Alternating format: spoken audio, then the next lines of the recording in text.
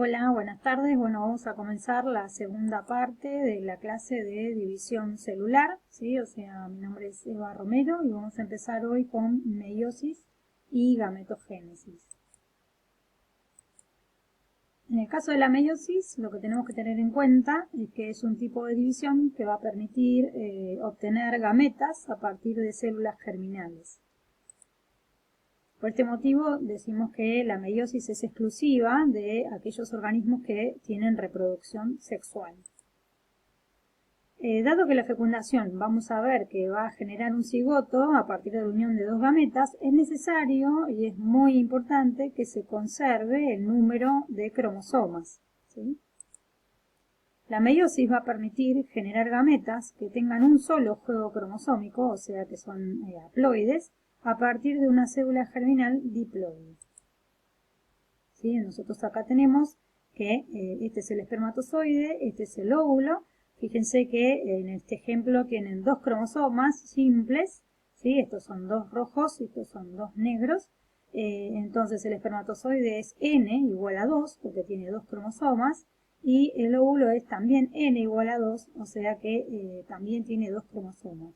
Luego de la unión de las dos gametas, o sea, de lo que sería la fecundación, podemos encontrar entonces 4 cromosomas, y estos 4 cromosomas, o sea, van a hacer que esta célula sea 2N igual a 4. ¿Sí? En este caso decimos que es diploide porque encontramos pares de homólogos, o sea, este cromosoma es igual en forma y tamaño con este, y este cromosoma es igual en forma y tamaño con este. ¿Está bien? La meiosis también se puede dividir en etapas para poder estudiarse, como hicimos con la mitosis. En el caso de la meiosis son dos divisiones sucesivas, tenemos la meiosis 1 y la meiosis 2. En el caso de, de las divisiones de cada una de estas meiosis, también las podemos dividir en 4 etapas, ¿sí? La meiosis 1 consta de profase 1, metafase 1, anafase 1 y telofase 1. Y en el caso de la meiosis 2, consta de las mismas etapas, pero con el número 2, ¿sí? O sea, profase 2, metafase 2, anafase 2 y telofase 2. El producto de estas divisiones van a ser 4 células distintas entre sí y distintas a la célula original. En la interfase previa a la meiosis 1 es necesario que la célula duplique el ADN, ¿sí? En este caso vamos a ver con un ejemplo de un par de cromosomas homólogos. Fíjense que yo tengo un par de celeste y un par rojo. Esto tiene diferentes colores, ya vamos a ver por qué, ¿sí? Acá hubo un intercambio de porciones cromosómicas, pero lo que quiero ver es que ustedes tengan en claro qué sucede en cada una de las divisiones. En el caso de la meiosis 1, lo que va a ocurrir es que se separen los cromosomas homólogos, ¿sí? O sea, este cromosoma se va a separar de este y van a ir a células diferentes. En el caso de lo que sucede en la meiosis 2, se van a separar las cromátides hermanas, o sea que se van a separar los cromosomas, ¿sí? O sea, se van a separar sus cromátides. Y entonces cada cromátide va a ir a una célula distinta. En el caso de la profase 1, que sería la primera etapa de la meiosis 1, es la etapa que más duración tiene, ¿sí? Es una etapa bastante larga porque acá ocurre un evento bastante particular, aparte de los eventos particulares o propios de cada profase, que es la disgregación de la envoltura nuclear, la desaparición del nucleolo y la formación del uso acromático. En este caso lo que va a ocurrir es que los pares de homólogos se van a acercar y se van a colocar muy pegaditos uno con el otro para poder intercambiar porciones cromosómicas homólogas, ¿sí? Este proceso se llama crossing over o recombinación génica. Este es el proceso completo, ¿sí? Tenemos los dos homólogos, sé que son homólogos porque son iguales en forma y tamaño, al estar tan cercanos, intercambian porciones, ¿sí? Homólogas, intercambian porciones equivalentes. Esto sucede todo durante la profase. En esta profase, si suponemos la profase de una célula 2N igual a 6, ¿sí?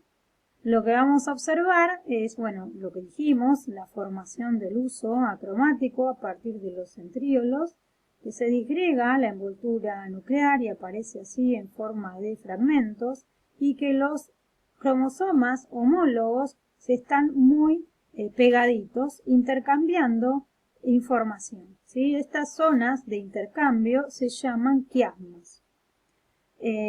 También, obviamente, en esta etapa los cromosomas van a aparecer muy condensados, ¿sí? Y ocurre típicamente este crossing over o entrecruzamiento. En la metafase 1, lo que vamos a encontrar es que los cromosomas permanecen apareados y se van a dirigir, así como están, al plano ecuatorial o medio de la célula, sostenidos por las fibras de luz, ¿sí? Entonces acá encontramos los tres pares de homólogos pegaditos uno con el otro, ya recombinaron, ¿sí? Ya intercambiaron información, ¿sí? Y se encuentran en el plano ecuatorial de la célula, unidos a las fibras de luz. Esto me va a permitir que luego, en las etapas subsiguientes, podamos separarlos, ¿sí? En el caso de la anafase 1, lo que va a suceder es que las fibras del uso se van a empezar a cortar y van a provocar la separación de los cromosomas homólogos dirigiéndose hacia los polos, ¿sí? En este caso nosotros tenemos que las fibras del uso, dijimos, se acortan y tironean de los cromosomas. Fíjense que en este ejemplo nosotros tenemos que hay dos homólogos rojos que se dirigen hacia arriba y uno que se dirige hacia abajo. Y a su vez acá vemos dos celestes que van hacia abajo y uno celeste que va hacia arriba. Esto es dependiendo de cómo se dispongan los cromosomas en ese plano ecuatorial. Podemos encontrar múltiples combinaciones, ¿sí? Puede ser que se vayan los tres celestes juntos o que para arriba vayan estos dos celestes y para abajo vayan los rojos, o sea que las combinaciones posibles son muy grandes, ¿sí? En la telofase 1, entonces, va a comenzar a formarse la envoltura nuclear, se va a desarmar el uso, pero no es que se van a descondensar del todo los cromosomas, porque enseguida va a suceder la meiosis 2. Al final de esta etapa va a ocurrir la citocinesis. Y vamos a ver entonces que en esta célula y en esta célula van a haber tres cromosomas en cada una de ellas. Fíjense que acá yo tengo un azul grande y el rojo grande está en la otra célula. Un rojo mediano, un rojo chiquito en esta célula y acá tengo un azul chiquito y un azul mediano. Se va a formar el anillo contráctil que explicamos para la mitosis, que va a separar el citoplasma en dos. En el final de esta primera división, entonces, vamos a obtener dos células n igual a 3, o sea que acá el número de cromosomas se redujo a la mitad. Acuérdense que partimos de una célula que era 2n igual a 6.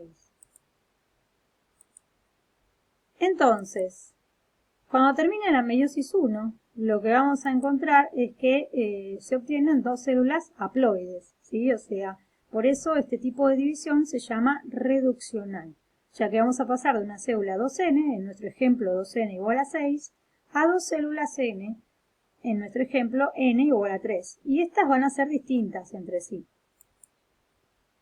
Cada célula hija va a tener un juego de cromosomas duplicados, es decir, cromosomas con dos cromátides. Enseguida, las células hijas van a comenzar la meiosis 2, que va a ser similar a la mitosis de una célula haploide, ya que va a ocurrir la separación de las cromátides hermanas en esta etapa. En la meiosis 2, entonces, A esta división se la va a llamar ecuacional porque va a conservar el número cromosómico en las células hijas. En nuestro ejemplo obtendríamos 4 células n igual a 3. Así serían entonces las etapas: profase 2, metafase 2, anafase 2 y telofase 2, teniendo en cuenta todos los eventos típicos de cada una de las etapas. Por ejemplo, en profase 2 se digrega la envoltura, se forma el huso, ¿sí? Los cromosomas se condensan un poquito más. En la metafase 2 los cromosomas se asocian a las fibras del huso y se disponen en el plano ecuatorial de la célula. En la anafase 2 las fibras del huso empiezan a cortarse y tironean de los cromosomas, separando las cromátides hermanas. Y en la telofase 2 lo que va a ocurrir es que voy a poder visualizar, ¿sí?, que se empieza a formar la envoltura nuevamente, se desarma el huso y al final de la etapa empieza a ocurrir la citocinesis. Fíjense que acá obtenemos 4 células. Cada una de estas células tiene 3 cromosomas simples, es decir, 3 cromosomas con una sola cromátide. Y las 4 células van a ser distintas entre sí. La gametogénesis sería el proceso de formación de gametas y el fundamento de esta gametogénesis es la meiosis. Ahora vamos a ver en qué consiste, ¿sí? En este caso lo que vamos a ver es que en los animales se produce en lo que serían las gónadas o los órganos sexuales. En el caso de las hembras serían los ovarios, en el caso de los machos serían los testículos, y van a dar origen a los óvulos y a los espermatozoides. Las células que van a dar origen a estas gametas se llaman células germinales o gametogonias y se van a encontrar ya en edad temprana en el embrión. En las gónadas en desarrollo, las gametogonias van a proliferar, ¿sí?, se van a dividir por mitosis, generando más gametogonias. En el caso de la mujer, estas células, en lugar de llamarse gametogonias, se van a llamar ovogonias, y en el hombre, espermatogonias. Luego estas células van a entrar en meiosis y van a generar óvulos o espermatozoides, de acuerdo sea el caso, ¿sí? La ovogénesis, en el caso de la mujer, en la mujer este proceso va a comenzar a edad muy temprana, en el desarrollo embrionario. Por cada ovogonia vamos a obtener un óvulo y 3 cuerpos polares. Estos 3 cuerpos polares van a ser no fértiles y el único fértil va a ser el óvulo. Acá tenemos entonces los diferentes estadios celulares, ¿sí? Acá tenemos la ovogonia. La ovogonia se va a diferenciar. En esta flechita se simplifica lo que sería diferenciarse. Ese proceso implica la duplicación del ADN, que la célula se haga tal vez un poquito más grande y esa célula ahora pasa a ser ovocito primario. Fíjense que esta célula, en nuestro ejemplo, es 2n igual a 4. Este ovocito primario va a entrar a la meiosis 1 y esa meiosis 1 va a resultar en 2 células de diferente tamaño. Un ovocito secundario que se lleva todo el citoplasma y un cuerpo polar que es muy chiquitito. El cuerpo polar puede hacer meiosis 2 y generar 2 cuerpos polares. Estas células, como dijimos, no son fértiles. El ovocito secundario también hace meiosis 2 y eso genera un óvulo, ¿sí?, con mucho citoplasma y un tercer cuerpo polar muy chiquitito. De estos 4, el único fértil es el óvulo. Lo difícil de entender tal vez acá en la mujer es que esto ocurre en etapas bastante particulares.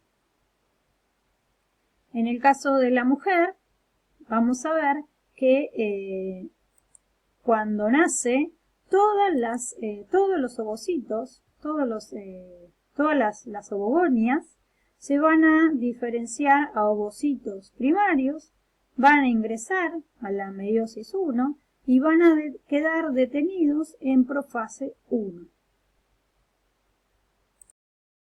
Es decir, que cuando la mujer nace, ¿sí?, todas las ovogonias se han diferenciado a ovocitos 1 y van a estar detenidos en profase 1. Y estas células detenidas en profase 1 van a ser todas las células que vamos a encontrar en los ovarios de la mujer, ¿sí? Cuando la mujer llega a la etapa de la pubertad y con el estímulo hormonal, lo que va a suceder es que esa mujer va a comenzar a ciclar, va a comenzar a ovular. Bueno, ¿qué es lo que sucede cada mes en la mujer? En el día más o menos 14 del ciclo, si nosotros contamos el ciclo menstrual como el día 0 al primer día de la menstruación, el día 14 correspondería a la ovulación. ¿Qué sería la ovulación? En este caso, lo que va a suceder es que con el estímulo hormonal, uno de todos estos ovocitos primarios detenidos en profase, uno va a reanudar la meiosis 1, la va a completar, se va a liberar el primer cuerpo polar y se va a generar un ovocito secundario, que va a quedar detenido en metafase 2. ¿Sí? Y esto es lo que ovula la mujer, ovocitos secundarios detenidos en metafase 2. Esta meiosis se va a completar siempre y cuando haya fecundación de ese ovocito. Si no hay fecundación, nunca se completará la meiosis y entonces quedará este ovocito como ovocito secundario, ¿sí? Y morirá, obviamente.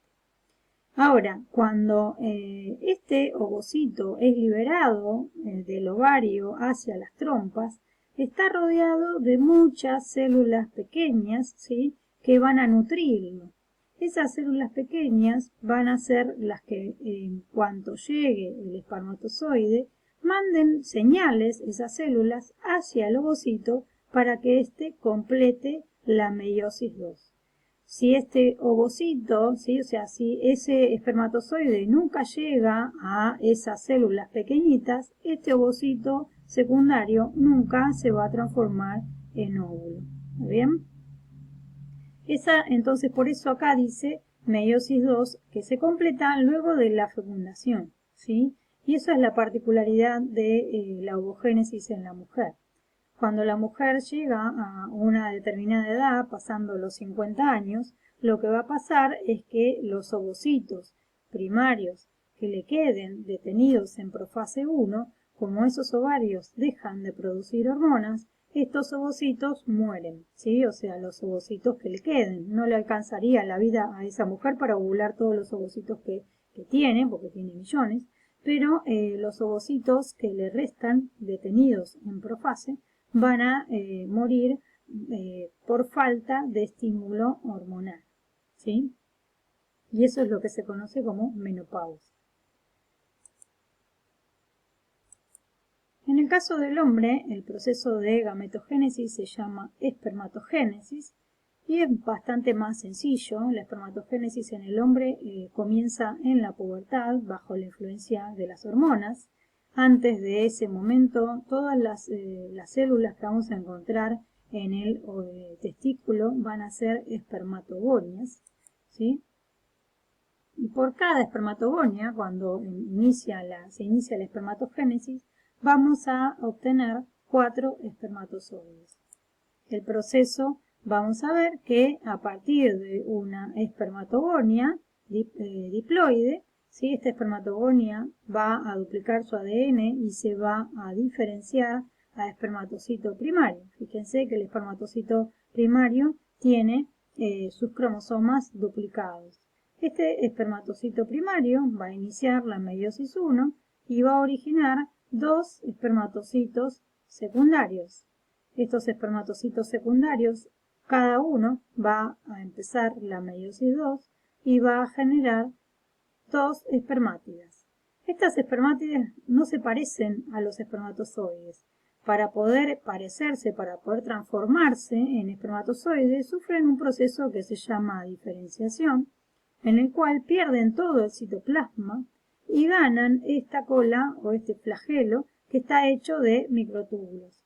Estos espermatozoides, ¿sí?, o sea, se originan entonces cada uno de una espermátide y a partir entonces de una espermatogonia obtenemos 4 espermatozoides. Este proceso, más o menos, desde que partimos de espermatogonias hasta que llegamos a espermatozoides, dura aproximadamente 20 días, ¿sí? Y dentro de, o sea, en el tejido testicular, vamos a encontrar todos los estadios, ¿sí? O sea, porque la espermatogénesis es un proceso constante que se da desde la pubertad hasta la muerte de ese hombre, ¿sí? O sea, se da toda la vida, no es algo que se detenga en algún momento como ocurre en la mujer. Las consecuencias de esta reproducción sexual y la ventaja que tiene la reproducción sexual sobre la asexual es lo que se llama variabilidad genética, ¿sí? La variabilidad genética es la posibilidad de encontrar, o sea, de que los individuos generados a partir de esta reproducción sean distintos a los progenitores. En este caso, nosotros vamos a tener que la reproducción sexual, a diferencia de la asexual, va a requerir el encuentro de dos gametas, ¿sí? Para poder generar al nuevo individuo. Esto hace que estemos combinando los genomas de dos individuos parentales distintos.